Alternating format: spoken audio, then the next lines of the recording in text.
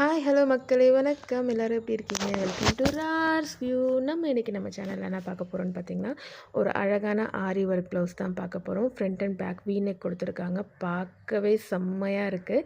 ஒரு line border மாதிரி கொடுத்துருக்காங்க. இதில் பேர்ல்ஸ் ஒயிட் பேர்லும் கொடுத்துருக்காங்க அண்ட் கோல்டன் பால்ஸ் கொடுத்து அழகாக சூப்பராக யூனிக்காக இருக்குது. பார்க்குறதுக்கே ரொம்ப அழகாக இருக்குது.